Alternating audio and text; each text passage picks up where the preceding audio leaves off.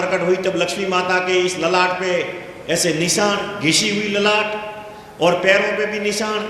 उस भगत ने कहा, लक्ष्मी माता मेरे को जो मांगना है वो बाद में मांगूंगा, लेकिन माता तेरी ये हालत कैसे हुई? बोले तेरे पैर घिस गए हैं और तेरी ये ललाट घिस गई है। तब कहा, माता ने कहा, लक्ष्मी माता ने, कि ये इसके लिए घसी है मेरी ललाट इसके लिए घिसी है कि जिसने मेरा त्याग कर दिया, जिसने अनुकूलता में आकर, भगवान के भजन के प्रभाव में आकर, एक भजन में महात्मा नहीं कहता, वही तो उसको प्यारे हैं भगवान को, एक भजन में कहता है, हे कंचन कोमणी पर हरे आप नये बंधावे रे, भाई नये बंधावे रे, एड़ा जन रोम जी ने भावे रे, एड़ा जन रोम जी ने भावे रे। कंचन कोमणी पर हरे आप नहीं बंधावे। कंचन कोमणी, कंचन मतलब धनमाया और कामणी मतलब नारी। ग्रस्त में रहते हुए भी, नारी के साथ में रहते हुए भी और धन संपत्ति के बीच में राजा जनक के जैसा रहते हुए भी उसमें आसक्त नहीं हो, बंधावे नहीं, ऐसा जन राम जी ने भावे है, ऐसा भगत मने भावे है, ऐसा भगत भावे। भगवान कहते हैं ग्रस्त में रहो, परिवार के साथ में रहो, बहुत धन संपत्ति भले कमाओ, संग्रह करो, लेकिन उसमें बंधन में मत रहो। जब परमार्थ के काम पर जरूरत पड़े तब आप परमार्थिक कार्य करते रहो, बंधन में नहीं रहो, ऐसा जन मने राम जी ने भावे। लक्ष्मी माता कहती है कि जिसने जब जब भी परमार्थ के कार्य में जरूरत पड़ी, जब जब मेरा त्याग किया है और मेरा त्याग करके उन्होंने परमार्थिक कार्य किया है, और ऐसी भक्तों के दर्शन करने के लिए विष्णु भगवान के मंदिर की चौखट पर ललाट फोड़े फोड़े थाकी पड़ी के एड़ा भक्तोरा दर्शन करावो, जो आप रे परमार्थ रे कौम माथे मारो सदुपयोग करे, एड़ा भक्तोरा मने दर्शन करना है, मनोरे घरे मु जाणो चाहूँ और अनेरे हारू मारी ललाट पड़ी घसीए, और जो रातन दाड़ू मने भोगवारे हारू और मेरे को भोगने के लिए मेरे पीछे पड़े हैं, उनको मैं लात मार मार कर मेरे पैर घिस गए हैं, इसके लिए मेरी ये विचार करो। लक्ष्मी माता भी संतों ने पूठे पड़े हैं, क्योंकि संतों ने त्याग दी उसको। इसके लिए कबीरा मन पवित्र भया ज्यों गंगा जल नीर, अरे ऐसे भगत को खोजते फिरे खोजे रघुवीर। भगवान भी ऐसे भक्तों को खोज के फिरते हैं, लक्ष्मी माता भी ऐसे भक्तों को खोजते फिरती है। 68 तीर्थ संतोरे सरने करोड़ बार जाओ काशी, अरे माँ लक्ष्मी अर्धांगिनी विष्णु भगवान री पत्नी है संतोरी दासी। अरे नारद मेरे संतों में अंतर नाई, मेरे घट में संत बसतन मैं संतोरे मायरे, नारद मेरे संतों में अंतर। अरे हमने पिछले जन्मों में जितना 84 लाख इनमें प्रिय सज्जनों, जितना 84 लाख इनमें पशु पक्षी कीड़े मकोड़े वृक्ष जितना तप करते हैं, इतना कोई मनुष्य तप नहीं करता है। जितना वो तप करते हैं इतना मनुष्य तप नहीं करता है, और जितना मनुष्यों में गृहस्थी तप करते हैं इतना कोई सन्यासी तप नहीं करता है। आप विचार करो, तपसरिया आप जैसे समझ रहे हैं कि हिमालय में जाकर तपसरिया होती, वही तपसरिया नहीं है। जो पशु पक्षी कीड़े मकोड़े, अब क्या हम हिमालय की गुफा में, कई पर्वतों की गुफा में जाकर क्या तप करें? अरे तब तो पशु पक्षी जो कीड़े मकोड़े कितने भूगर्भ में गुफाओं में कितना कितना वर्ष, कितनी कितनी योनियां, कितने कितने युग तप करते हैं, तब जाकर उनको धरती पे जन्म मिलता है। धरती पे भी पशु और पक्षी वृक्ष कितना कितना वर्ष खड़े रहते हैं, वो तप कितना करते हैं, तब जाकर उनको एक मनुष्य शरीर मिलता है। और मनुष्य भी कितना वर्ष निष्काम भाव से अपने कर्तव्य कर्म उद्योग व्यापार खेती बाड़ी में तप करता है, और उसके साथ में जप करता है, तब कई युगों के बाद में जाकर उनको संतों का शरीर मिलता है, फिर संतों के शरीर में जाने को मिलता है। ये बड़ी लीला है। जितना 84 लाख इनमें पशु पक्षी कीड़े मकोड़े वृक्ष तप करते हैं, इतना कोई मनुष्य करता नहीं है, इतना तप वो करते हैं। इतना तपस्या करके भी पशु पक्षी कीड़े मकोड़े के चेहरे पर आनंद नहीं है, उतना वो प्रसन्न नहीं रह पाते, उतना सुख नहीं भोग पाते हैं बेचारे, और इतना मनुष्य भोगता है। जितना पशु पक्षी कीड़े मकोड़े अधीन है, जितना मनुष्य अधीन नहीं है, और मनुष्यों में जितनी नारी अधीन है, इतना नर अधीन नहीं है, और जितना नर अधीन है, इतना नारायण किसी के अधीन नहीं है। ये अधीनता से मुक्त नहीं होना क्या? हमें यह विचार करो, ये अधीनता से हमें मुक्त नहीं होना क्या? कितने अधीन रहेंगे हम? कितने युगों युगों तक हम अधीन रहे हैं? पशु पक्षी कीड़े मकोड़े बनकर कितने अधीन रहे हम? पशु पक्षी कीड़े मकोड़े अधीन है, वो कितने अधीन है, और इतने मनुष्य अधीन नहीं है। इतना मनुष्य परतंत्र नहीं है, इतना मनुष्य बंधन में नहीं है, लेकिन मनुष्यों में जितनी नारी की अधीनता है, मनुष्यों में भी जितनी नारी के अधीनता है इतनी नर के नहीं है। नर थोड़ा स्वतंत्र है, नारियों से भी नर स्वतंत्र है, लेकिन नर से भी नारायण तो बिल्कुल स्वतंत्र है। बस हमें स्वतंत्रता की तरफ जाना है, हमें बंधन की तरफ नहीं जाना है, हमें बंधन से मुक्त होना है। और बंधन से मुक्त होने के लिए हमें सत्संग में आना है। सत्संग में एक शब्द मिलेगा और राम नाम का शब्द मिलेगा। राम नाम की कैसी मिलेगी, और वो राम नाम की कैसी से हमारे कर्मों के बंधनों को काटेंगे और हम सदा के लिए मुक्त हो जाएंगे। इसके लिए हम सत्संग में आए हैं। जय बोलिए सद्गुरु देव की जय। और वो बंधन से मुक्त होने के लिए सदगुरु के पास ऐसी साबी है, कोशी है। महात्मा एक भजन में नहीं कहता, ये गरुगम केड़ी रे कोसी लावो खोलो रे हृदय ये गरुगम केड़ी ये कोसी रे लावो खोलो रे हृदय ये फिर वो रे रोमरी रे माला हो संता मट रे जन्म जंजाला। गरुगम केड़ी कोसी लावो खोलो हृदय ताला। गरुगम केड़ी, गुरु क्या है? शब्द है। उस शब्द की ये कोसी लावो, साबी लावो, खोलो हृदय ताला। और फिर वो रोमरी माला थोड़ा मटे आ जन्म जंजाला रे संता फिर वो रोमरी माला। पशु पक्षी कीड़े मकोड़े वृक्ष जितना तप नहीं करते हैं, जितना तप करते हैं इतना मनुष्य नहीं करता है। कितना घोर तप करते हैं, कितना कीड़े मकोड़े बेचारे भूगर्भ में रहना पड़ता है, कितनी घोर गुफाएं होती है, कितनी गर्मी होती है वहाँ। वृक्ष कितना तपते हैं, धूप साया वृक्ष वहीं खड़े रहते हैं। पशु कितने बेचारे धूप साया भोगते हैं। लेकिन मनुष्य को फिर भी कृपा करके भगवान ने मनुष्य शरीर दिया है और प्रकृति माता के द्वारा कितनी अनुकूलता दी है, कितनी वस्तुएं प्रदान की है नाना प्रकार का सुख भोगने के लिए। उसमें भी नारी अधीनता में रहती है। जितनी नारी अधीनता में रहती इतना नर नहीं। और जितना मनुष्यों में गृहस्थी, जितना मनुष्यों में गृहस्थी तप करते ये आपकी तप ही तो है। आप 16-16 घंटे उद्योग व्यापार करते हुए आपकी तपचर्या है। हिमालय जाने की कोई आवश्यकता नहीं, आपका तप है। लेकिन यहाँ इतना तप करते हैं, इतना तप कोई साधु करता नहीं करता है। साधु इतना तप 16-16 घंटे आप तप करते हो, साधु कितना तप करता है? सुबह सुबह 2 घंटा साधना करता होगा, पता नहीं। बाकी इतना तप साधु नहीं करता है जितना गृहस्थी करते हैं मनुष्यों में। साधु इतना तप नहीं करते हुए भी साधु कितना आनंद में रहता है, कितना आनंद में रहता है। उसके पास भले वस्तुओं का अभाव है, भौतिक वस्तुएं भले नहीं है, लेकिन उसके पास क्या है? उसने क्या प्रकट कर दिया अपने भीतर? हमने तो तप करके 16-16 घंटा मेहनत करके गाड़ी घोड़ा बंगला पुत्र परिवार सारा खड़ा कर दिया, और फिर भी हमारे चेहरे पर निराशा है। और संत महात्माओं के पास इतनी भले वस्तुओं का अभाव है, वस्तुएं नहीं है, लेकिन उन्होंने अपने भीतर से, स्वयं के भीतर से आनंद प्रकट किया है। इसके लिए बड़े आनंद में रहते हैं। हमें वो आनंद प्रकट करना है, हमारे भीतर आनंद प्रकट करना है। हम क्या कर रहे हैं? हमारे जीवन को हम इतना निराश, मनुष्य शरीर इसके लिए मिला था, नर नारायण की देह क्या निराश होने के लिए, चिंता में डूबने के लिए नहीं, इसके लिए नहीं मिली थी। हमें आनंद में जीवन जीने के लिए मिली थी। कहीं तो हम भटक गए, कहीं तो हम भटक गए, हमारा मन भटक गया, इसके लिए निराशा है। इतना तप पशु पक्षी नहीं करते हैं जितना मनुष्य नहीं करता। मनुष्य में गृहस्थी करते हैं इतना कोई साधु नहीं करता। संदा सूरज सलता ने देखी, बद्धता ने देखी वेल, अरे साधु कबूए समरता ने देखी, हे कुदरत रा खेल। अरे हम पूजा पाठ मंदिरों में इधर उधर दुनिया भर का हम करने के बाद में भी इतने आनंद में नहीं रहते जितना आनंद में साधु रहता है। लेकिन उसको कभी आपने भक्ति करते नहीं देखा होगा। सच्चा साधु होगा ना, वो भक्ति करते नहीं देखा होगा। क्योंकि भक्ति करें किसकी? जो भक्ति जिसकी कर रहे हैं वो परमात्मा ही हरदम हाजिर खड़ा है। वो भगवान हर पल हमारे साथ में खड़ा है, वो सदा हमारा मित्र है। वो भगवान अगर अंतर्यामी हमारे भीतर नहीं हो तो हमारी माला भी हाथ में रह जाए। अंतर्यामी भगवान अगर भीतर नहीं हो तो पूजा पाठ करते करते आरती की थाली भी हाथ में रह जाए।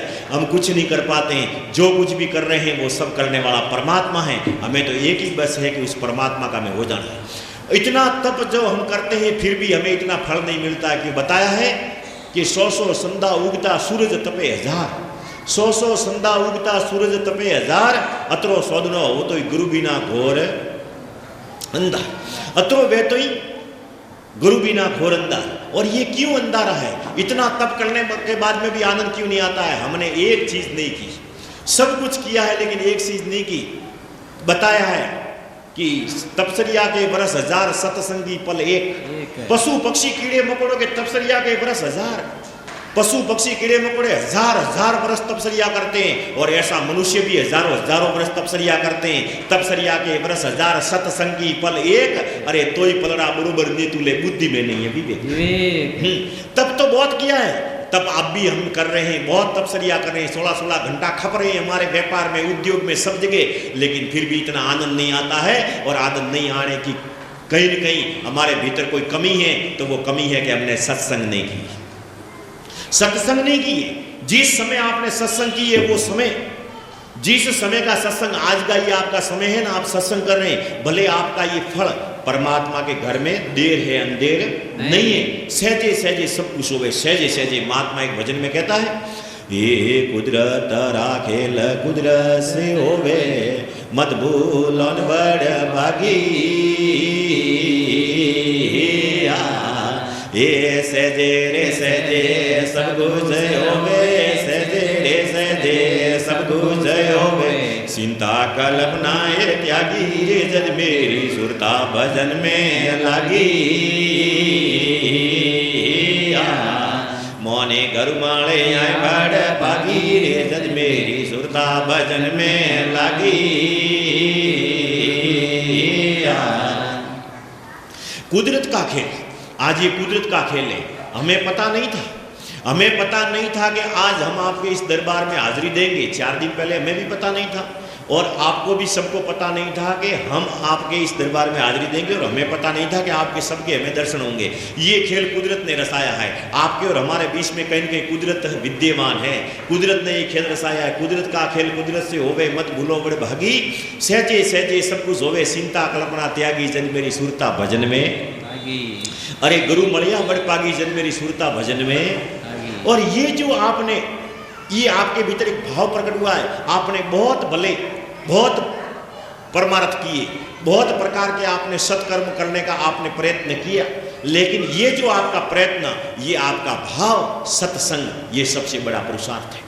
इससे बड़ा पुरुषार्थ कोई नहीं है। अनंत जन्मों का पापी से पापी जीव भी, अनंत जन्मों का पापी से पापी जीव, अपि शेषु दुरासारो भजते माम अनन्य भाकम चिप्रम भवति धर्मात्मा। जो अगर पापी से पापी, दुरासारी से दुरासारी, घोर पाप से पाप करने वाला भी अगर सत्संग में आ जाए, या सत्संग सुन ले, या सत्संग को स्वीकार कर ले, तो पापी से पापी भी पुण्यशाली आत्मा और धर्मात्मा तुरंत हो जाता है। ऐसी सत्संग है, सत्संग में ऐसा पुरुषार्थ होता है। सत्संग सबसे बड़ा पुरुषार्थ है, इससे बड़ा कोई पुरुषार्थ नहीं है, सत्संग से बड़ा कोई परमार्थ नहीं है। आपने अगर सत्संग में एक जीव को भी लगा दिया, इससे बड़ा कोई पुरुषार्थ नहीं है। बहुत हमारे सनातन संस्कृति में तीर्थ बहुत है, बहुत तीर्थ हैं, लेकिन कुछ मुख्य मुख्य तीर्थ बता है। अनन्य तीर्थ तो भारत खंडे संस्कृति, अनन्य तीर्थ हमारे भारतीय संस्कृति में है। अनन्य तीर्थ, उसमें मुख्य मुख्य तीर्थ बता है कि अपनी अपनी अवस्था के अनुसार तीर्थ करने चाहिए। वो तीर्थ कौन से हैं? विद्यापीठ विद्यार्थी का तीर्थ है, स्कूल है, गुरुकुल है, वो विद्यार्थी के लिए तीर्थ है। अगर उसको विद्यार्थी नहीं माने तो विद्यार्थी का जीवन बिगड़ जाता है, विद्यार्थी का जीवन बिगड़ जाता है अगर अपने तीर्थों को नहीं माने तो। विद्यापीठ है, स्कूल है, विद्यालय है, ये विद्यार्थी का तीर्थ है। ऐसे ही रणभूमि राजा का तीर्थ है। अगर रणभूमि में राजा अपना कर्तव्य नहीं निभाए तो उसका राज्य नष्ट हो जाता है। ऐसे ही सत्य भाषण संतों का तीर्थ है। अगर संत है और सत्य भाषण नहीं कहता है तो उसका फिर संत, वो संत रूप नहीं रहता है, वो उसका सत्य रहता नहीं, सत्य चला जाता है, वो संत नहीं रह सकता। सत्य भाषण संतों का तीर्थ है। और दानम तीर्थो धनाढ्यम, जब अगर जिसके पास पैसे हैं, धन है, संपत्ति है, और समय आने पर अगर दान नहीं करता है तो उसकी संपत्ति का भी विनाश हो जाता है, वो भी रख नहीं पाता है सदा के लिए, ये उसका तीर्थ है। और दानम तीर्थो धनाढ्यम, लज्जा तीर्थो नारी, और नारी अगर लज्जा में नहीं रहे, अपनी मर्यादा में नहीं रहे, हजारों तीर्थ नारी भले कर दे, हजारों तीर्थ कर दे, उसका पुण्य भले लेके आ जाए, लेकिन नारी अगर मर्यादा में नहीं रहे तो सारे तीर्थ उसके और उसका पुण्य क्षीण हो जाता है। और जो नारी मर्यादा में रहती है उसके शरणों में 68 तीर्थ बसते हैं। 68 तीर्थ, 4 धाम, 12 ज्योतिर्लिंग नारी की शरणों में बसते हैं। लज्जा तीर्थ हो नारी, नारी का तीर्थ ही लज्जा है। मर्यादा, लज्जा का अर्थ है मर्यादा, मर्यादा में रहना। जितनी मर्यादा में रहेगी उतना ही तीर्थ है। ये सारे तीर्थ धरती माता के ऊपर टीके हैं। धरती माता के अलावा कहाँ तीर्थ टीके हैं? सारे तीर्थ धरती माता के ऊपर टीके हैं। धरती माता तो यही नारियों को संदेश देती है कि मैं जितनी स्थिर हूँ, मैं जितनी संयमित हूँ, मैं कभी बोलती हूँ नहीं, मैं स्थिर रहती हूँ, ऐसी स्थिर अगर नारी रहे, क्योंकि नारी का और धरती माता का स्वरूप एक है। जगत जननी वो भी है और जगत जननी ये भी है। आप भी जन्म देती हो, वो भी जन्म देती है। प्रत्येक प्राणी की उत्पत्ति वहीं से होती है। धरती माता के गर्भ से ही सब पैदा होते हैं और वैसे ही धरती माता के गर्भ से पैदा होकर अन्न पैदा होता है और वो अन्न ही हमारे शरीर में जाकर हमारे शरीर में जो गर्भ ठहरता है वो भी उसका ही अंश है। तो उसमें नारी को मर्यादा में, स्थिरता में, संयम में रहना चाहिए। ये तीर्थ बता है, अनन्य तीर्थ है। अनन्य तीर्थ है। दान भी अनेक प्रकार के हैं, अनेक प्रकार के दान हैं। आप दान देते हो, कई प्रकार के दान देते हो। अब जैसे देखो, दान का मुख्य जड़ क्या है, मुख्य उसका मूल क्या है? गीता जी के 15वें अध्याय में पुरुषोत्तम योग में भगवान ने कहा है, ऊर्ध्व मूलम मध्यम शाखा अश्वत्थम वृक्षम प्राहुर्व्ययम्। हे अर्जुन, ऐसा दान है उसका कभी खर्च या नाश नहीं होता है। दान भी ऐसा दो, ऊर्ध्व मूलम मध्यम शाखा अश्वत्थम वृक्षम। जो आप दान देते हो, जैसे अलग अलग प्रकार के दान देते हैं, अलग अलग प्रकार के धर्म की महिमा का पालन करते हैं। कोई कीड़े मकोड़ों को दान देता है, कोई स्वर्ण देवता को रोटी देता है, कोई गौ माता को भी रोटी देता है, कोई भूखे को भोजन देता है, कोई नाना प्रकार के धर्म करता है, दान करता है। दान है, बहुत प्रकार के दान है। दानम तीर्थो धनाढ्यम, बहुत पैसे वाले हैं वो दान बहुत अलग अलग प्रकार के करते हैं। एक 3 दानदाता थे, 4 प्रकार के दानदाता थे। 4 प्रकार के दानदाता में पैसों वाले थे, धनपति थे।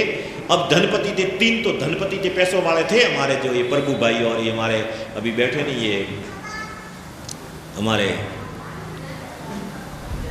हाँ अजय राम जी, ऐसे धनपति थे, सेठ धना सेठ। अब उनके भीतर भाव प्रकट हो गया कि भाई इतना पैसा कमाया है, बहुत पैसा कमाया है और हम एक काम करें, कुछ तो परमार्थ करते हैं। जेल में बड़े कैदी थे और कैदी थे जेल में, आगे से जा रहे थे, देखा कि बेचारे कैदी हैं और प्यास लगती है, इनके जल की व्यवस्था नहीं है, तो देखा पैसे बहुत हैं अपने पास, अपन एक काम करें, इनके टैंकर की व्यवस्था कर देते हैं। वो धनपति है, दानपति है, दान ही है, दानी, इसमें कोई संशय नहीं, दानी है। टैंकर की व्यवस्था कर ली।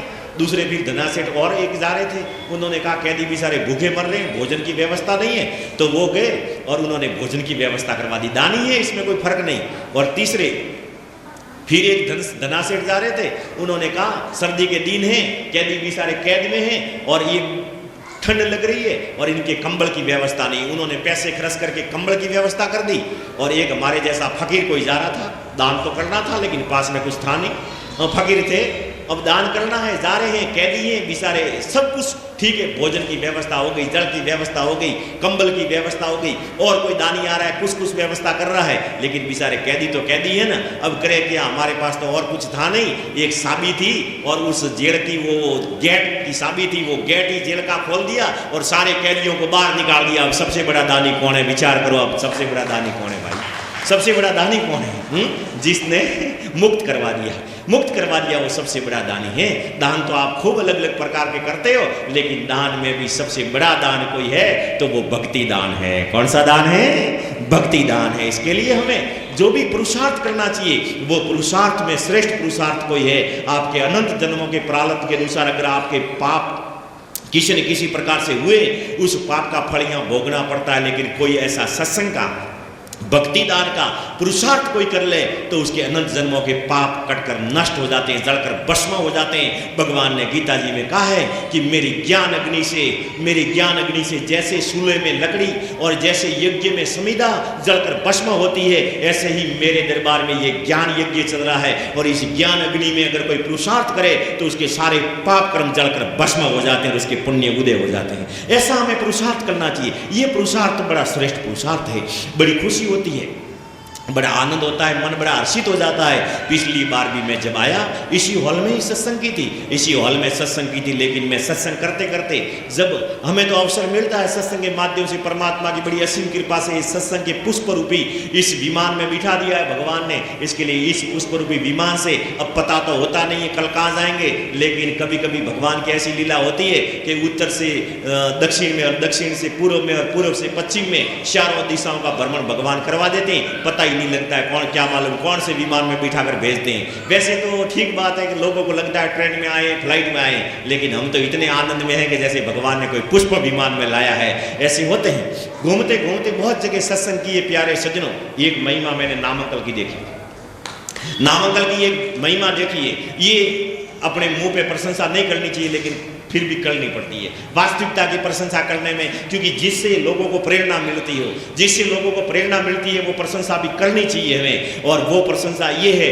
कि मैं बहुत जगह सत्संग करते करते आया हूँ, लेकिन आज हमारा जो जितनी जगह भी गया सब जगह एक वाद और वाद देखा है। कौन सा वाद देखा है? ये वाद को मिटाने के लिए तो हम तो सत्संग करते हैं और सत्संग करने जाते हैं, वाद एक वाद दिखाई पड़ता है। जब जीव परमात्मा के पास था तब एक ही वाद था, वहाँ कोई लोकवाद नहीं था। लेकिन जब जीव परमात्मा से आया बिछड़ कर, जब वो आया भूलोक में, तब वहाँ लोकवाद आया। फिर वहाँ भारत में आया तो एक देशवाद आया, फिर राजस्थान में आया तो एक प्रांतवाद आया, और फिर राजस्थान से जिले में आया तो एक जिलावाद आया, फिर एक तहसीलवाद आया, फिर एक जातिवाद, ग्रामवाद, जातिवाद, फिर कुटुंबवाद, गोत्रवाद, परिवारवाद आया, भाई भाई का वाद देखा, और ये सब वाद देखे। लेकिन जब तक आत्मा और शरीर का ये ज्ञान नहीं हुआ तब तक वाद से विवाद बहुत बढ़ गया।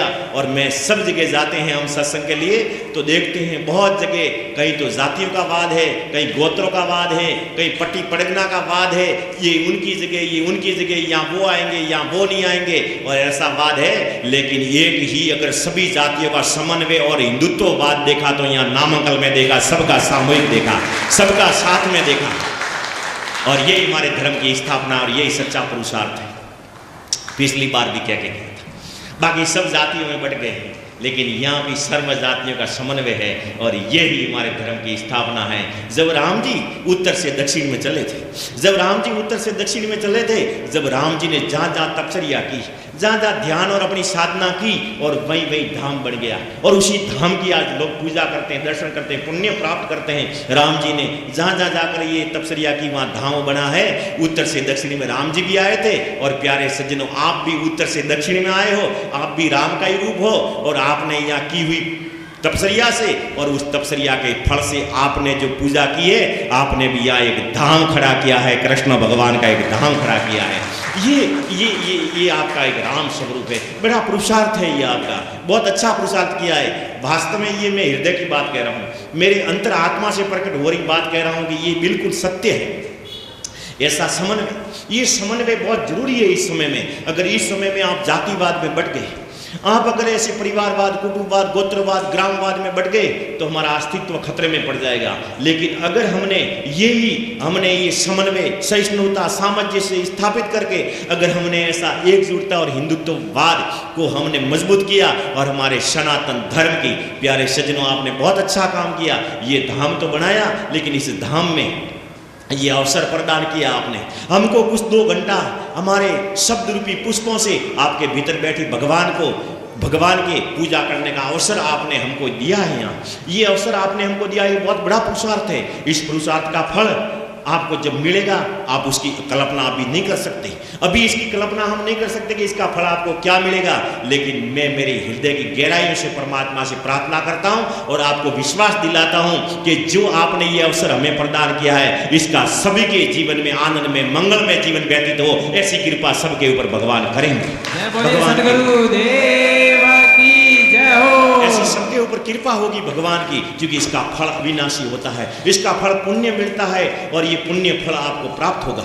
ये पुण्य फल आपको प्राप्त होगा क्योंकि आपने ऐसा अवसर दिया है। और ये आपका जो ये भाव है, ये भाव आपका हमारा, देखो एक तो इस ब्रह्मांड में, भौतिक जगत में, भौतिक भारत में और कुछ हमारे भाव से, पुण्य से, परमार्थ से, कई पुण्य आत्माओं के बलिदान से और सैकड़ों सदियों के संघर्ष से, और एक भौतिक भारत में अयोध्या में राम जी के मंदिर की प्रतिष्ठा हुई है, और वहाँ राम जी की मूर्ति की स्थापना हुई है, पूजा पाठ होती है, और वहाँ हमारा एक श्रद्धा का केंद्र बना है, और पूरे विश्व के लिए वो एक प्रेरणादायक है। लेकिन जरूर आपने भी बड़ा प्रयास करके जो ये स्थान बनाया है, और इस स्थान पे वहाँ तो अयोध्या में राम जी के मंदिर की प्रतिष्ठा हुई, मूर्ति की स्थापना हुई है, लेकिन आप यहाँ इस स्थान को बनाकर आपने जिसको सत्संग को महत्व दिया है, इस सत्संग से एक अयोध्या में नहीं, प्रत्येक भक्तों के हृदय रूपी अयोध्या में आप राम जी की प्रतिष्ठा करवा रहे हैं। ये परमार्थ भी आपको मिल रहा है। ये पुण्य आपको प्राप्त हो रहा है, ये पुण्य आपको प्राप्त हो रहा है। और ये बात बिल्कुल मैं आपको सत्य कहता हूँ, ऐसा ही भाव आपका सदा निरंतर बना रहेगा। निरंतर मुझ में आसक्त होने वाला निरंतर मुझे बचता है और वो सहज मेरे स्वरूप को प्राप्त होता है। भगवान कहते हैं उसको मेरा सहज स्वरूप प्राप्त हो जाता है निरंतर।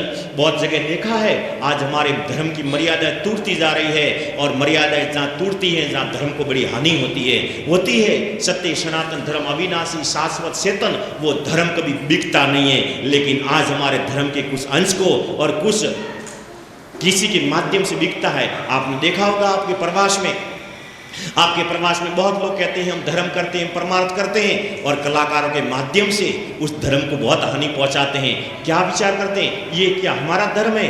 ये वेस्टर्न संस्कृति की जो हम ये करते हैं, आचरण करते हैं। आप देखो जो पश्चिमी देशों में पहले होता था और जो होटलों में होता था, वो आज चीज भगवान के इस व्यासपीठ पर कलाकारों के द्वारा नृत्य, गान, डांस ये करवाए जाते हैं। ये हमारे धर्म को हानि पहुंचाने वाली क्रिया है। ये क्रिया हमें नहीं करनी चाहिए। लेकिन आपने उस चीज को नहीं ये करके आपने एक सत्संग को मान्यता देकर किसी संतों के पास में सत्संग करवाई है। ये बहुत बड़ी आपकी एक बहुत बड़ी एक विशेषता है, विलक्षणता है। आपने बहुत अच्छा काम किया है। आगे भी आप कभी भी भले संत किसी जाति का हो, आपको जाति से अर्थ नहीं है, क्योंकि संत की जाति नहीं होती है।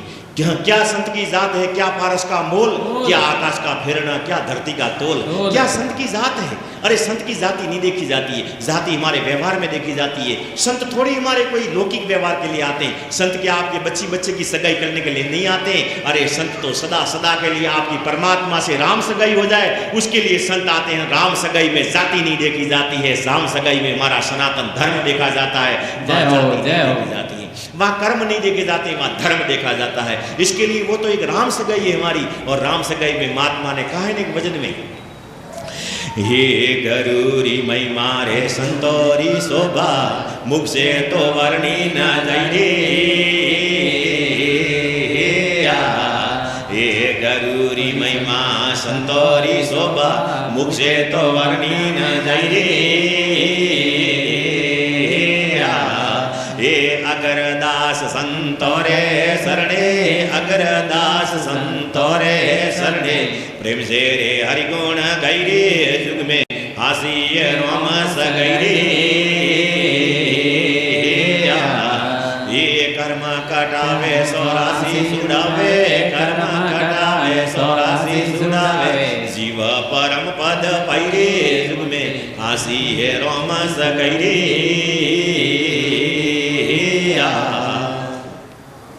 गरूरी महिमा संतोरी शोभा, मुख से वर्णी न जाई।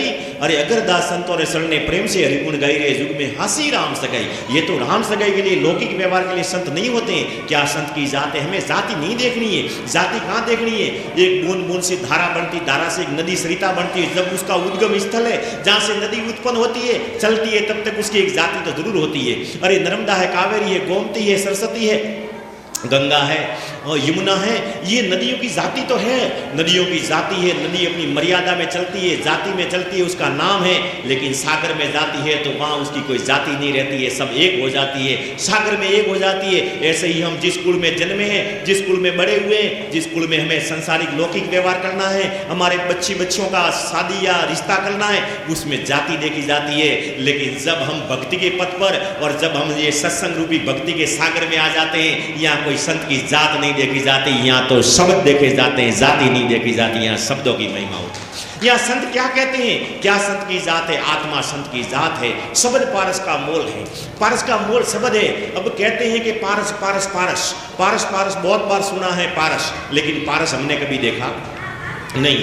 ध्यान रखना, जिस पारस की मैं बात कर रहा हूँ वो पारस जो आप एक इस वाक्य को पकड़ के रखना, इस पारस रूपी वाक्य को, शब्द को पकड़ के रखना। कभी एकांत में हो तो भी पूछ लेना, या कभी अवसर मिल गया तो मैं सत्संग में इसका वर्णन कर दूंगा। प्यारे सज्जनों, माता बहनों, जिसके लिए आप तरस रहे हो, जिसकी आपको तृष्णा लगी हुई है, जिस उद्योग धन संपत्ति के लिए आप यहाँ इस तपस्या में लगे हुए हो, ये अगर आपको सहज प्राप्त करना है तो आज आपको एक पारस का मैं भेद समझाता हूँ। क्या संत की जात है? क्या पारस का मोल है? क्या आकाश का फेरना, क्या धरती का तोल है? क्या संत की जात है? पारस पारस हम कहते हैं, लेकिन पारस किसको कहते हैं? जिस पारस के स्पर्श से लोहा भी सोना हो जाता है। जिस पारस के स्पर्श से लोहा भी सोना हो जाता है, हम ऐसा विचार करते हैं कि ऐसा पारस हमें मिल जाए तो हम तो लोहे को ही सोना बना कर बहुत सोना धारण कर लें, बहुत सुखी हो जाएं, बहुत। तो ये अगर आपको पारस का अगर ज्ञान करो, तो पारस कौन है? आत्मा संत की जात है, शब्द पारस का मोल है। आज दिन तक हमने पारस देखा नहीं है, लेकिन उस पारस का वर्णन करो। उस पारस का अगर आप जाकर लीला का वर्णन देखोगे तो वो पारस कौन है? महात्मा भजन में कहता भी तो है, ये पारस देखा लो आमा नलल से करमोरा कीट जडोरी, ये पारस देखा लो आमा नलल से करमोरा कीट जडोरी, ये तावे ने सोनो कर दो सोलमो, तावे ने सोनो कर दो सोलमो, कंचन काया करो रे गरुवेरा, अब थोड़ी मेर करो रे,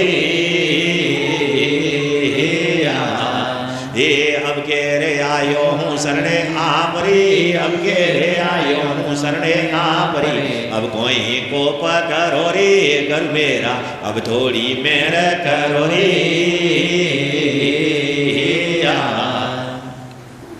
पारस देख लोहा मन लल से करमोरा कीट जड़ो रे, तावे ने सोनो कर दो सोलमो, कंचन काया करो रे गुरु मेरा, अब थोड़ी मेहर करो रे। हमेशा सत्संग में भजन इन वाणियों को बहुत गहराई से समझना चाहिए। ये क्या कह रही है वाणी कि पारस देख लोहा मन लल से, मतलब दूसरों के सुख को देखकर हम ललचते हैं, हम तरसते हैं कि ऐसा सुख मेरे घर पे भी आ जाए। पारस देख लोहा मन लल से करमोरा कीट जड़ो रे, जब तक हमारे ऊपर पाप कर्मों का काट है, पाप कर्मों का काट है, तब तक भगवान हमें भली वस्तु नहीं देंगे, और पाप कर्मों का काट झड़ जाएगा तो भगवान स्वामी हमारे जीवन में भली वस्तु लेकर आ जाएंगे। और वो पाप कर्मों का काट झाड़ने का एक ही उपाय है, ये ज्ञान अग्नि सत्संग में तप करना।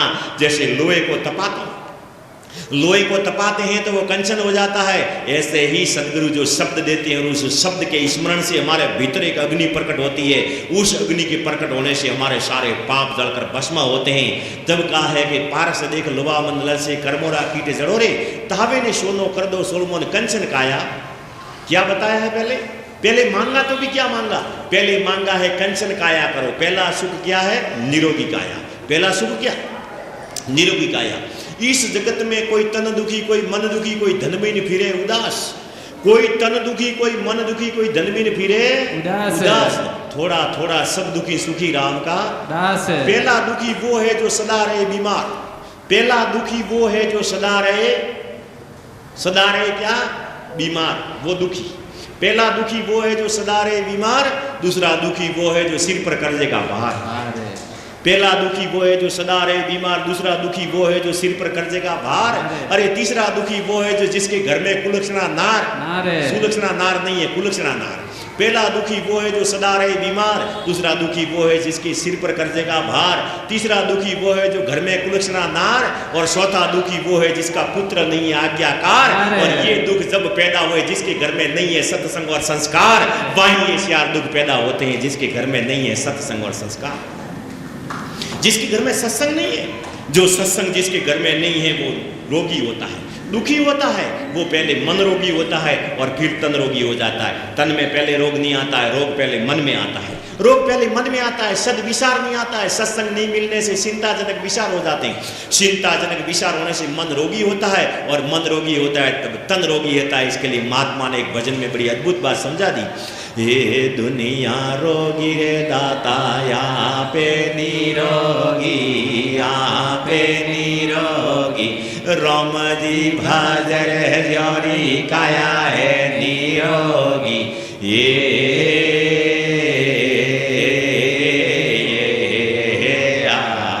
सतरे नो मेरा गर्मों कौमे भलाया, कौमे भलाया, थाती घनो डर मोरी काया राजा।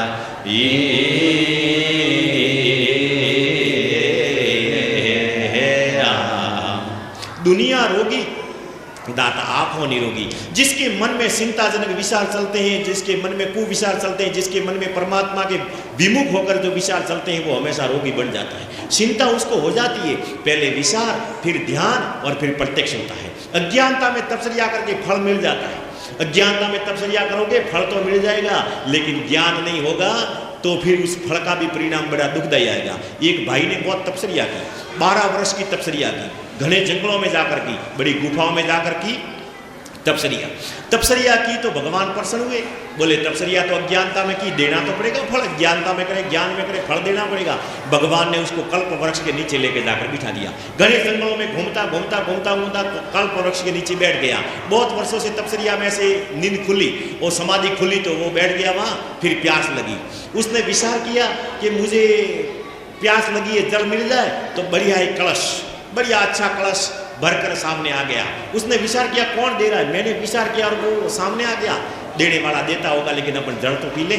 उसने जल पी लिया, अपनी प्यास बुझा दी। फिर उसको विचार आया कि भूख लगी है, बहुत वर्षों तपस्या की थी, अब भूख लगी है और भोजन जब तक तो भगवान है, कल्प वृक्ष की विशेषता है, जो मांगे वही देता है। माता बहनों बातें नहीं करें, फालतू बातें करोगे तो सत्संग बंद कर देंगे। क्या करेगा आपको समझ में नहीं आती तो आप भले चुपचाप बैठे रहो, बातें नहीं करनी। इधर उधर देखोगे तो सत्संग बंद हो जाएगी। इतनी अमोलक सत्संग है, एक शब्द भी आपके समझ में आ गया ना, आपके जीवन का कल्याण हो जाएगा। घर में घोर अंधेरा होता है, 0 वोल्ट का बल्ब लगा दिया जाए तो भी प्रकाश होता है। और कितनी भी घट में अज्ञानता हो, एक शब्द का भी श्रवण करके समझ जाए तो हमारे जीवन का कल्याण हो सकता है। इसके लिए आप इसके ऊपर ध्यान दो। आपको पता है कर्म हाट करतूते वैकुंठों में वासा, ये पुत्र परिवार होना तो कर्मों से हो जाता है, कर्म भोगोर हो जाएंगे, लेकिन अनंत जन्मों की पूजा पाठ पुण्य सत्कर्म और ये उदय हुए तब जाकर आपको सत्संग मिली है। बाकी सब तो ऐसे ही मिल जाएंगे, लेकिन ये सत्संग तो अनंत जन्मों के पुण्य के बाद मिली। और ये भी समय आप गवा दो ऐसे, आपका ध्यान ही आकर्षित नहीं हो रहा है। और मैं ऐसा समझ रहा हूं कि जितना प्रेम से समझाऊं ठीक रहे, और आप प्रेम से नहीं समझोगे तो फिर ताड़ना देनी पड़ेगी। ये क्या कर रहे हो आप, मोबाइल बंद कर दो। यहां हो रही है ना, फिर आपकी रिकॉर्डिंग ले लेना बाद में। क्या करोगे मोबाइल से आप रिकॉर्डिंग करके? जितना रिकॉर्डिंग मोबाइल से आप करते हो, ये मोबाइल से रिकॉर्डिंग जितना करते हो दुनिया को दिखाओगे, और दुनिया इतनी नहीं मानेगी आप, लेकिन जितना आपके शरीर रूपी मोबाइल में, हृदय में, मन रूपी सॉफ्टवेयर में और आत्मा रूपी सिम सी नेटवर्क लेके और आपके मन को एकाग्रत करके कभी हृदय में रिकॉर्डिंग कर लिया ना, तो एक युग नहीं युग युग आपकी पूजा होगी। लोगों के घर में तस्वीरें लगेगी, पूजा होगी। स्टेटस बनाओ तो ऐसा बनाओ, स्टेटस बनाओ तो ऐसा बनाओ जो स्टेटस या दुनिया तो क्या पूजे, जब परम धाम जाओ तो भगवान को भी आपकी पूजा करनी पड़े, ऐसा स्टेटस बनाओ। ये स्टेटस बनाओ ना, क्या बना रहे हो स्टेटस? क्या इस मोबाइल में बना रहे हो आप? शब्दों को ग्रहण करो, पहले समझो, विचार करो, उसके ऊपर मनन करो। अनंत जन्मों का पुण्य उदय होता है तब ऐसा समय आता है। सत्संग और संतों का समागम बड़ा अमूल्य है, बड़ा अमूल्य है। महात्मा ने एक भजन में कहा है ना, ये जिन दिन संत मिल जाय, वो ये दिन लेखा मेरे माया, जिस दिन संत मिल जाय, वो ये दिन लेखा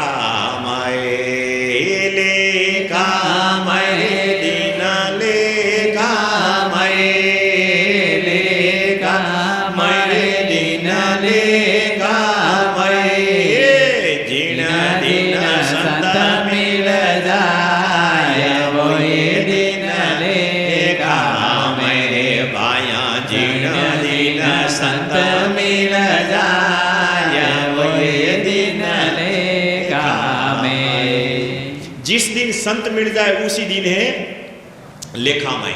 घर में बहुत धन धान्य होता है, अन्न बहुत होता है, लेकिन जिस दिन इंद्र देवता की वर्षा हो जाए और उस दिन अगर हम वापस अन्न को लगा दें और वो अन्न हमारा लेखा में, अगर इंद्र देवता की वर्षा नहीं हो और अगर खेत में अन्न लगाएं तो और कोई बाकी जीवाजुन खा के जाएंगे, लेकिन वो लेखा में नहीं लगेगा, वापस घूम के हमारे घर में नहीं आएगा। लेकिन जिस दिन इंद्र देवता की वर्षा होती है उस दिन अन्न लगाएं तो वो अन्न अनंत गुना होकर हमारे वापस घर में आता है। ऐसे ही जिस दिन संतों के ज्ञान की वर्षा हमारे ऊपर हो जाए और सत्कर्मों का बीज हमारे हृदय रूपी क्षेत्र में लगा दे तो अनंत गुना धन हमारे घर में आता है। इसके लिए इस दिन लेखा में, यही तो दिन लेखा का है। आज तो आपको बड़ा सौभाग्य मिला है, आज तो आपको ये अवसर मिला है आपके हृदय रूपी क्षेत्र में, और ये राम नाम का बीज लगाना है। तुलसी मेरे राम को रीझ बजो या खींच, अरे भूमि पड़िया उपजे उल्टा सीधा। बीज ये आपको लगाना है, राम नाम का बीज लगाना है, और ये बीज लगाओगे तभी तो। इसके लिए तो महात्मा तो कितनी गहरी गहरी बात कहते हैं, लेकिन हम समझते नहीं उस बात को। अरे कितनी गहरी बात कहते हैं। एक बात का ध्यान रखना माता बहनों, जब आपके हृदय में राम रहेंगे, और जितनी आप 500 और 2000 की नोट है, जितनी भी जो आपके यहाँ करेंसी चलती है, जितना भी धन संपत्ति और नोटों की तिजोरी भरना चाहते हो, नोटों की जो धन संपत्ति आप सुख संपत्ति लेना चाहते हो, उसके पहले एक नोट गिननी पड़ती है। जितनी जिसने गिनी है उतना ही मिला है। फिर लड़सोगे पारस देख लोआ मन नल से कर्मोरा कीट जड़ो रे, ताविन सोनो कल्डो सोलमो कंचन काया करो रे गुरु महाराज, अब थोड़ी मेहर करो रे। गुरु आकर क्या मेहर करता है? गुरु आकर एक नोट देता है। हमारे पास जितनी नोटें हैं वो इस लोक में चलती है, परलोक में नहीं चलती है। भारत की नोटें अमेरिका में नहीं चलती, बदलनी पड़ती है। जितना आपके पास शरीर से लगाकर जो वस्तुएं प्राप्त हुई है, ये वस्तुएं इस लोक में चलेगी, परलोक में नहीं चलेगी। और उस परलोक में चलाने के लिए तो आपको एक नोट बदलनी पड़ेगी। जैसे वो नोट बदल के दूसरी नोट लेनी पड़ेगी। आप एयरपोर्ट पर काउंटर पर जाते हो तो यहाँ की नोट भारत की लेते हैं और अमेरिका की करेंसी देते हैं और बदल कर देते हैं। आपको पता है, सत्संग में आप आए हो, आपको जो भौतिक वस्तुएं मिली है, और ये बदल कर आपको एक अविनाशी लेनी है, और वो है राम रूपियो रोकड़ो खर्चियो बूटे नाई, रोम जी हर को शेठियो भजोनी मन रूपी पाकिट रे माई। तो आपको आगे भी इसका मिलेगा, यही आपको लेके जाना है। जो वस्तु अगले जीवन में भी प्राप्त करना चाहते हो प्राप्त कर सकते हो, लेकिन ये आप धारण करो, ये धारण करना है। महात्मा भजन में कहता है, हे अड़सठ तीर्थ मोरा सतगुरु शरणे रे, अड़सठ तीर्थ मोरा सतगुरु शरणे रे। मैं तो घरे रे बैठा हो गंगा नामा जी रे लो, मैं तो घरे रे बैठा रे गंगा नामा जी लो। गुरुदेव जी दर्शन में जावा रे, अंतर्यामी दर्शन में जावा। मैं तो रोमी रतन धन पाया जी लो, मैं तो रोमी रतन धन पाया जी लो। गुरुदेव जी दर्शन में जावा रे, अंतर्यामी जी दर्शन में जावा। 68 तीर्थ मेरे सदगुरु शरणे, और घरे बैठा गंगा नावा जी रे लो, मैं तो गुरुदेव जी का दर्शन पावा जी रे लो। ये अगर हमारे मन में भ्रमना है कि हम बहुत तीर्थ करेंगे, बहुत तीर्थों का पुण्य हमें प्राप्त हो जाएगा, बहुत परमार्थ करेंगे, लेकिन गुरु बिन ज्ञान ध्यान धर्म कर्म हवन यज्ञ दान पुण्य सेवा पूजा तीर्थ व्रत जप तप सारा झूठा है। गुरु के बिना सब झूठा है। एक भाई है जो बहुत धन संपत्ति कमाकर फिर आयु होगी 60-70 वर्ष की, विचार किया रे सारे तीर्थों कर लेते हैं और तीर्थों का पुण्य मिल जाएगा और अपना सारा पाप नष्ट हो जाएगा। तो वो हरिद्वार के लिए चला। हरिद्वार के लिए चला तो बहुत लंबी यात्रा थी, रात को पैदल जा रहा था, रात को कहीं रुकना पड़ता है। उसने एक निश्चय कर लिया कि हम भोजन उसके यहाँ करेंगे, नहीं तो बुद्धि भ्रष्ट हो जाएगी, नहीं तो बुद्धि विपरीत हो जाएगी। भोजन उसके यहाँ करेंगे जो हरिद्वार गया हुआ है। अगर हरिद्वार गंगा जी के तीर्थ नहीं किए, उसके घर पे हम भोजन नहीं करेंगे। चलते चलते चलते चलते 2-3 महीना हुआ, और जाते जाते रास्ते में बहुत जंगल आया, कोई गांव नहीं था। वहाँ जंगल पर एक पहाड़ी थी, पहाड़ी के ऊपर एक महात्मा की कुटिया थी। महात्मा के धोना था और महात्मा वहाँ तप कर रहे थे, जप कर रहे थे, अपनी साधना कर रहे थे। अब उसने विचार किया कि भाई ये रख दो, पहले ही ला के रख देना, बीच में कोई डिस्टर्ब नहीं करना है, जब भी ये होगा तब दे देना। जब महात्मा ने विचार किया, उसने भाई ने विचार किया, आज तो हम कहाँ रहेंगे, आज तो रहने की कहीं जगह नहीं है, गांव है नहीं कोई, आज तो इस महात्मा की कुटिया में रहना पड़ेगा। अब वो पहाड़ी पर गया, टेकरी पर गया। टेकरी पर जब गया, वो वहाँ देखा। अब उसने मन में विचार किया कि अपने निश्चय किया हुआ है जो हरिद्वार गया होगा और उसके यहाँ ही भोजन लेंगे। अब महात्मा जी को कैसे पूछे कि आप हरिद्वार गए हुए हैं? नहीं तो हम भोजन नहीं, कैसे पूछे? लेकिन महात्मा जी को बातों बातों में पूछ लिया कि महात्मा जी आप तो बड़ी योगी यति हो और आपने तो सब तीर्थ किए होंगे, उसमें हरिद्वार का तीर्थ भी तो आपने कर लिया होगा। तब महात्मा जी ने कहा भाई हरिद्वार भी क्या होता है ये तो तेरे पास सुना है, हमको तो पता ही नहीं हरिद्वार होता क्या है, ये तो तेरे पास सुना है भाई। क्योंकि उसको तो तीर्थों का अहंकार था ना, महात्मा को तो संत महात्मा और भगवान तो अहंकार को उतारते हैं ना। भाई हमको पता नहीं है हरिद्वार होता क्या है।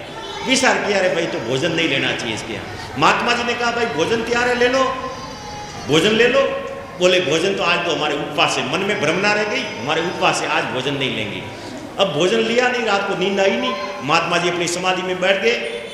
रात को 12 बजे का समय हुआ और 12 बजे के समय 2 गाय आकाश मार्ग से उतरी। वो भाई है जो नींद आई नहीं, बैठा बैठा देख रहा है। महात्मा जी तपस्या कर रहे हैं, साधना कर रहे हैं और 2 गाय आई और महात्मा जी का धोना जल रहा है और 2 गाय आई, एक बिल्कुल काली और एक धौली और काली, आधी सफेद और आधी काली। 2 गाय आई और महात्मा जी को उस धोनी की परिक्रमा दी और दोनों सफेद हो गई और फिर वो आकाश मार्ग से चली गई। सुबह फिर वो भाई ने उस महात्मा जी को पूछा, महात्मा जी की समाधि खुली तो भाई ने पूछा कि रात को मैंने एक बहुत अजब बात देखी यहाँ की। क्या देखी? कि रात को 2 गाय आई, एक तो पूर्ण काली थी और एक आधी काली और आधी सफेद थी। 2 गाय रात को आई और दोनों गाय यहाँ परिक्रमा दी और परिक्रमा देने के बाद सफेद हो गई और फिर आकाश मार्ग से चली गई। वो क्या लीला थी? तब महात्मा जी ने कहा भाई तेरे जैसे यात्री जाते हैं, जो बिल्कुल काली थी वो तो यमुना जी थी और आधी काली और आधी धौली थी वो गंगा जी थी। तेरे जैसे जाते हैं वो पाप धोके आते तब काली हो जाती है और यहाँ आकर परिक्रमा देकर जाती तब पवित्र वो भी यहाँ हो जाती है। उसके भाई के वो हरिद्वार का और वो पुण्य तीर्थों का जो पुण्य का अहंकार था वो अहंकार सारा मिट गया। इसके लिए महात्मा ने भजन में कहा कि 68 तीर्थ मेरे सदगुरु शरणे और मैं तो घरे बैठा गंगा नावा जीरे लो, गुरुदेव जी रा दर्शन में पावा जीरे लो, मैं तो रोमे रतन धन पावा जीरे। तो यहाँ तो हमें वो राम रतन धन मिल रहा है और उस राम रतन धन मिल रहा है, ऐसा समय आया है। ये हमारे जीवन में एक बहुत जीवन के निर्माण करने का ये सत्संग समय, ये सत्संग का समय आपका बहुत अमूल्य है। इसमें आप जितना श्रवण करोगे ना, भले आपको समझ आए नहीं आए, लेकिन कम से कम श्रवण करने मात्र से भी आपका कल्याण हो जाएगा। श्रवण करने मात्र से। जब भाई वो कल्प वृक्ष के नीचे बैठा, कल्प वृक्ष के नीचे वो भाई बैठा था और बैठे बैठे विचार किया कि प्यास लगी है, 12 वर्ष अज्ञानता में तपस्या तो कर ली, प्यास लगी है, जल मिलना चाहिए, जल मिल गया। फिर बोला भोजन करना है, भूख लगी है, तो बढ़िया 56 भोग का थाल आगे आकर तैयार हो गया। उसने कहा कौन दे रहा है, लेकिन देने वाला देता होगा, आपने तो भोजन कर ले। फिर भाई ने भोजन कर लिया तो आलस आ गई। आलस आ गई तो विचार किया कि आलस आई है, थोड़ी नींद ले ले तो ठीक रहे। तब तो एक बढ़िया बहुत बढ़िया एक पलंग तैयार हो गया, उसके ऊपर गादी तैयार हो गई और वो आराम से सोने। अब सोने का उसने विचार किया और विचार करते कहा इतना बड़ा घना जंगल है और मैं सो जाऊंगा, नींद आ जाएगी और कहीं इस जंगल में से शेर आया और मुझे खा जाएगा तो मर जाऊंगा। इतने में तो शेर आया और उसको खा गया और मर गया। अरे प्यारे सज्जनों, 84 लाख ने बहुत तप किया है, तब भगवान ने मनुष्य शरीर रूपी कल्प वृक्ष के नीचे बिठाया है। जैसा विचार करते हो सब मिलते जाता है, लेकिन ध्यान रखना अगर भगवान का भला विचार नहीं किया तो काल रूपी शेर आ रहा है। कभी तो कहते हैं भाई जन्मे तब के माता का दूध पीने को मिल जाए, फिर वस्त्र धारण करने को मिल जाए, फिर खिलौने मिल जाए, फिर पढ़ाई कर लें, फिर अच्छा रिश्ता हो जाए, फिर शादी हो जाए, फिर पुत्र हो जाए, फिर धन संपत्ति हो जाए और फिर धीरे धीरे विचार आता है कि अब तो सारी धन संपत्ति कमाकर आराम करेंगे। तब तक के साथी में दर्द हो रहा है, कहीं हार्ट अटैक नहीं आ जाए और आ जाता और मर जाते हैं। भला विचार करो, भगवान ही आएंगे, अंत समय में भगवान आएंगे। विचार सदा भला करो। पहले विचार फिर प्रत्यक्ष और विचार, ध्यान और प्रत्यक्ष। पहले विचार आता है, जो जो हम विचार करते हैं वही विचारों का हमारे जीवन में परिणाम है। इसके लिए विचार हम सदा भला विचार करें, सदा सत विचार करें, शुद्ध विचार करें। ऐसा अवसर हमें मिला है परमात्मा की कृपा से। भगवान की 5 प्रकार की कृपा होती है। पहले हरि कृपा से मनुष्य शरीर मिलता है, हरि कृपा से मनुष्य शरीर मिलता है और ईश्वर कृपा से सूर्य देवता ईश्वर, वो सूर्य देवता ईश्वर है, वो प्रकाश रूप से तपता है। चंद्र देवता ईश्वर है, पवन देवता ईश्वर है, जल देवता ईश्वर है और पृथ्वी देवता ईश्वर है। 5 तत्व है, 5 तत्वों से ही हमें वस्तुएं मिलती है। शरीर मिला है 5 तत्वों से, हरि की कृपा से, ईश्वर की कृपा से। गाड़ी घोड़ा बंगला जो कुछ भी आपको मिला है ये ईश्वर कृपा है। लेकिन ये सब चीज मिली है, इसका सदुपयोग कैसे करें? ये कृपा वेद कृपा होती है। जब तक वेदों की बातें समझ में नहीं आए, शरीर तो मिला है लेकिन आयुर्वेद समझ में नहीं है, इसके लिए शरीर से बीमार हो जाते हैं, शरीर रोगी हो जाता है क्योंकि आयुर्वेद हमारे समझ में नहीं है। अब वेद और धन संपत्ति बहुत कमानी है लेकिन अर्थवेद का ज्ञान नहीं, अर्थवेद का ज्ञान नहीं। इसके लिए धन संपत्ति कमाइए, उसका भी हम जो प्राप्त हुई है उसका रक्षण नहीं कर पाते और अप्राप्ति की प्राप्ति नहीं होती है। अप्राप्ति की प्राप्ति नहीं और प्राप्ति का रक्षण नहीं कर पाते। आजकल चिंता में दोनों हैं। अर्जुन ने पूछा भगवान को कि हे प्रभु, इस जगत में 2 प्रकार के मनुष्य है, एक तो संपन्न है, एक विपन्न है। संपन्न भी चिंता में, विपन्न भी चिंता में। संपन्न को ये चिंता है कि मेरे पास धन संपत्ति तो आई तो है लेकिन कहीं मेरे पास से चली नहीं जाए, कहीं नुकसान नहीं हो जाए धंधे में, कहीं मेरी संपत्ति कोई खा के नहीं जाए, कहीं ये जो मेरा बिजनेस जिस लेवल पर चल रहा है, जिस स्पीड में चल रहा है, जितना टर्नओवर हो रहा है, ये कहीं कम नहीं हो जाए इसकी चिंता उसको। मेलों में है 3 फुट की गाड़ियों पर सोते सोते उसको चिंता है। और एक विपन है, वो ऐसा कहता है कि मैं बहुत मेहनत करता हूँ लेकिन मेरे घर में धन आ नहीं रहा है। दोनों चिंता में। भगवान कहते हैं संपन्न भी, अर्जुन कहता है संपन्न भी चिंता, विपन भी चिंता में। भगवान कहते हैं संपन्न भी मेरे पद पर पर्पण हो जाए और विपन भी मेरा भजन करके मेरे पद पर पर्पण हो जाए। उसके नहीं आई उसके लक्ष्मी आ जाएगी और जिसके आई है उसकी रक्षा भी हो जाएगी और सदा के लिए रह जाएगी। इसके लिए आप संपन्न और विपन दोनों भगवान के पद पर पर्पण हो जाओ। दोनों को भगवान का पथ पकड़ना चाहिए और वो पथ हमें मन से पकड़ना है, मन से हृदय से पकड़ना है, हृदय से हमें स्मरण करना है भगवान का। जैसा विचार करोगे वैसा ही मिलता है। जो हमें अवसर मिला है, वेद कृपा हो जाए तो हमें ज्ञान हो जाए, हमारा शरीर का सदुपयोग कैसे करना है। तन से सेवा, मन से भला विचार, धन बटे तो कर लो परोपकार, हो जाओ भवजल पार। हमें ऐसा भाव लाना है, लेकिन ये ज्ञान नहीं है, वेद कृपा नहीं है। वेद कृपा भी कब होती है? जब सदगुरु कृपा होती है। वेदों के ऊपर प्रकाश कौन डालता है? ज्ञान कौन करवाता है? सदगुरु आते तब करवाते हैं। गुरु बिन ज्ञान ना उपजे, गुरु बिन मिले ना भेद, गुरु बिन संशय नहीं मटे बौसो श्यारोई वेद। 4 वेद पढ़ ले तभी गुरु के बिना होती नहीं कृपा। अब गुरु भी कृपा कैसे करेंगे आपके ऊपर? गुरु कृपा तब करेंगे जब हमारी खुद की कृपा खुद के ऊपर होगी। खुद की कृपा खुद के ऊपर नहीं होगी तो गुरु कृपा नहीं होगी, और गुरु कृपा नहीं होगी तो वेद कृपा नहीं होगी, और वेद कृपा नहीं होगी तो ईश्वर कृपा से मिला हुआ धन भी दुरुपयोग हो जाएगा और दुर्योधन बढ़ जाएंगे और वो दुरुपयोग हो जाएगा। तो फिर हरि कृपा करके मनुष्य शरीर मिला भी क्या काम का है? इसके लिए खुद की कृपा खुद के ऊपर करो। आज हमारे खुद की कृपा खुद के ऊपर हुई है। बहुत लोग रहते होंगे, बहुत लोगों को मैसेज दिया होगा, बहुत लोगों को संदेश दिया होगा कि आज सत्संग होने वाली है, लेकिन जिसके ऊपर खुद की कृपा हुई है, जिसकी मन ने खुद के ऊपर कृपा की है, आज जिसका मन हुआ है कि आज मुझे सत्संग में जाना चाहिए, मेरे समय को सत्संग में खर्च करना चाहिए। समय से बड़ा धन नहीं है आपके पास। जितना आपने धन, जितना समय आपने पिछले जन्मों में या इस जन्म में सत्संग में, परमार्थ में, मन को परमात्मा में जितना समय लगाया है, उतना ही आपके सामने ये संसार और ये भली वस्तु के रूप में प्रकट हुआ है। जिसने अपना मन को दूसरे विचारों में, कुविचारों में लगाया, उसके सामने दुख पैदा होता है। आज हमारा समय, हमें यहाँ खर्च करने का समय से बड़ा कोई धन नहीं। ये धन ही हमें सदुपयोग करना है। इसके लिए आपको ये सत्संग मिली है और ये सत्संग हमारी खुद की कृपा खुद के ऊपर हुई है। आप देखो कई लोग सोए हैं और वो सोते सोते कि क्या करना है सत्संग में जाकर, कहीं घूम रहे हैं, कहीं बातें का गप्पा मार रहे हैं, लेकिन उनको पता है कि सत्संग में जाकर क्या करेंगे। जिसकी खुद के ऊपर खुद की कृपा नहीं, वो सत्संग में नहीं आ सकते। आज हमारी खुद की कृपा खुद के ऊपर हुई है और सत्संग में हमारी रुकी हुई यात्रा शुरू होती है। उत्साहपूर्वक, आनंदपूर्वक, प्रसन्नतापूर्वक मनुष्य शरीर में हमें यात्रा करनी है। यहाँ नर नारी का जोड़ा है। तुलसी संसार में धारा दी से दोई, धन साई से धर्म कर मुक्ति नाम से हुई। 2 धारा है जगत में, 2 धारा है। सतयुग में लक्ष्मी जी और विष्णु जी 2 धारा, त्रेता में सीता जी और राम जी 2 धारा, द्वापर में राधा जी और कृष्ण जी 2 धारा, और कलयुग में नर और नारी 2 धारा। अब सब कोई चाहते हैं कि व्यवहार से, धन से, उद्योग से, सब जगह से, प्रत्येक तरीके से हम ऊंचाइयों पर रहें। कहीं जाए तो भी हमें मान सम्मान मिले, धन संपत्ति में भी सबसे हम धनवान रहें, उससे भी सबसे धनवान हम ज्यादा रहें। सबकी इच्छा है कि प्रत्येक तरीके से हम ऊंचाइयों पर जाएं। प्यारे सज्जनों, अगर ऊंचाइयों पर जाना है, माता बहनों ध्यान देना, ऊंचाइयों पर जाना होता है तो पक्षियों से सीखो। पक्षियों से सीखो। पक्षी ऊंचाइयों पर कैसे जाते हैं? पक्षी होता है दोनों पंखों से, जब उड़ता है ना तब पक्षी बहुत ऊंचा जाता है। दोनों पंखों से उड़ता है तब पक्षी ऊंचा जाता है। आप भी एक जीवन यात्रा की डाली पर 2 जीव बैठे हो। आपके जीवन में 2 जीव हैं, आप एक यात्रा कर रहे हो। नर और नारी दोनों जीव है, दोनों पक्षी है, दोनों पंख है। नर तो कर्म का पंख है, नारी धर्म का पंख है, और धर्म और कर्म दोनों के पंख ऐसे उड़ेंगे तब जाकर आप बहुत ऊंचाइयों पर जाएंगे। इसके लिए दोनों पंखों को उड़ाओ। आप दोनों पंखों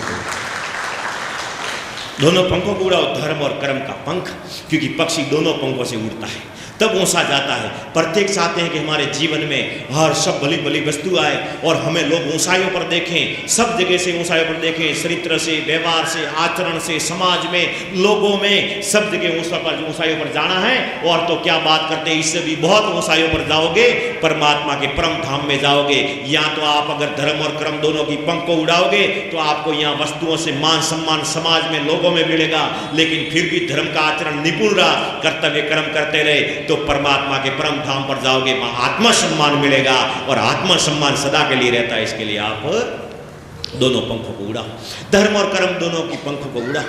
और इसके लिए हमें ये सत्संग मिली है। सत्संग बड़ा सौभाग्य है हमारा, इसके लिए हमें प्राप्त हुई है सत्संग। जीवन की यात्रा है, कहीं कहीं निराशा हो जाती है, कहीं कहीं कभी कभी निराश हो जाते हैं। वो निराशा क्यों आ जाती है पता नहीं। आप देखो, जब हम बाल्यकाल में थे, ब्रह्मचर्य आश्रम में थे, जब हमारा विवाह होना बाकी था, तब कितने उत्साह था कि विवाह करेंगे, आनंद में जीवन जिएंगे। और विवाह के 2 साल के बाद क्यों निराश हो जाते हैं? विवाह के 2 साल के बाद कई लोगों को निराश होते देखा है, आपस में कलेश करते देखा है, पति पत्नी को कलेश करते देखा है। क्या है?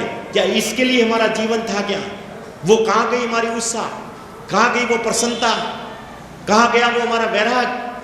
क्यों ये मंद पड़ गया? जीवन की यात्रा होती, गाड़ी होती, गाड़ी के 4 पहिए होते, 4 पहिए होते। जब गाड़ी में बैठे, एसी चालू है, गाड़ी चल रही है, जहाँ हमें जाना है बरोबर गाड़ी जा रही है, तब तक हमें कोई दुख नहीं होता है। लेकिन गाड़ी के अगर टायर में कांटा लग जाए और गाड़ी पंचर हो जाए, बड़े दुखी हो जाते हैं। यात्रा रुक गई है, परेशान हो रहे हैं, बदलना पड़ेगा टायर, और इसके लिए अब कुछ तो करना पड़ेगा। लेकिन देखो वहाँ क्या, किसकी कमी रह गई? जब टायर में कांटा लगा तो हवा निकल गई। अब हवा निकल गई, हवा ही तो वैराग था। अगर टायर में हवा नहीं हो तो गाड़ी आगे नहीं चल सकती, वैराग नहीं रह सकता। वो एक हवा ही वैराग था।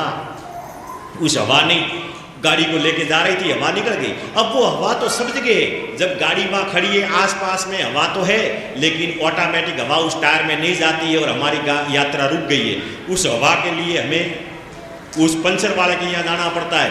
पंचर वाले के यहाँ जाकर हम प्रेशर से हवा भरवाते हैं और हवा अंदर आ जाती है। ऊपर से स्टिकर लगा देते हैं, वो हवा निकलती नहीं है। तब वापस यात्रा हमारी शुरू होती है। हमारे जीवन की यात्रा है, हम भी यात्रा कर रहे हैं, नर और नारी है, 4 पैरों से यात्रा हो रही है। और यहाँ 4 अंतःकरण है, मन बुद्धि चित्त और अहंकार। और यहाँ यात्रा में उत्साहपूर्वक यात्रा करते करते कभी कर्मों के द्वारा मिलने वाला फल और उसके द्वारा आने वाली चिंता का कांटा अगर लग जाता है तो राम नाम की हवा भीतर से निकल जाती है, तो हमारा उत्साह कम हो जाता है और हमारी यात्रा रुक जाती है। इसके लिए भगवान तो सब जगह है, हवा भी सब जगह थी, ऑटोमेटिक नहीं जाती थी। वो प्रेशर वाले के यहाँ लेकर जाकर, कॉम्प्रेसर वाले के यहाँ जाकर पंचर निकलवाया। ऐसे ही भगवान सब जगह, घर पे भी भगवान है, जहाँ जाओगे सब जगह भगवान है। लेकिन सत्संग में विशेष भगवान की लीला होती है।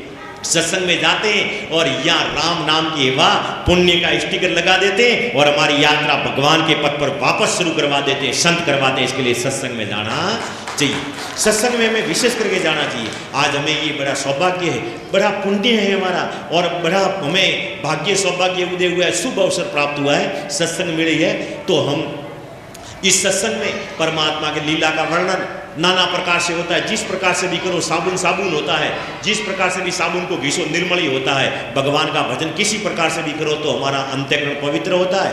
अभी जितने सत्संग में बुलाते उतने समय पर आते नहीं है, जितने आते हैं इतने बैठते नहीं बैठते, इतने सुनते उतने ग्रहण करते नहीं, ग्रहण करते हैं जितने मनन करते नहीं, मनन करते हैं जितने आचरण में लाते नहीं, अनुसरण करते नहीं, तो अनुभव होता नहीं, अनुभूति प्रत्यक्ष भगवान की होती नहीं, मतलब भगवान प्रत्यक्ष लीला होती नहीं भगवान की। इसके लिए क्यों कि हमारा मन 24 घंटा संसार में लगा रहता है और वो मन को हम कुछ समय के लिए सत्संग में लेके जाते हैं, फिर भी मन भटक जाता है, फिर भी मन भटक जाता है, सत्संग में रहता नहीं, शब्द को पकड़ता नहीं। सत्संग में हमें शब्द पकड़ना है। जिस दिन संत मिल जाए वही दिन हमारा लेखा, जिस दिन हमें संतों के दर्शन हो जाए वही दिन लेखा में, क्योंकि उस समय हमारा मन बड़ा निर्मल हो जाता है। और किसी को देखो निर्मल नहीं होता है, लेकिन संतों को देखते ही निर्मल हो जाता है। हरिओम हरिओम करते हैं, बड़ा निर्मल भाव कुछ समय के लिए तो हो जाता है। कितना भी गुस्सा है तो भी कुछ समय के लिए तो निर्मल। जिस दिन संत मिल जाए वही दिन लेखा में, लेकिन एक दिन और मां लेखा में। क्या? संत तो मिल जाए लेकिन संतों को पहचाने नहीं। संतों की पहचान हमें नहीं हो तो उस दिन संत मिले, फिर भी संतों को पहचाना नहीं ना। और वो माल लेखा में, कौन सा दिन माल लेखा में? एक महात्मा आगे और कहता है,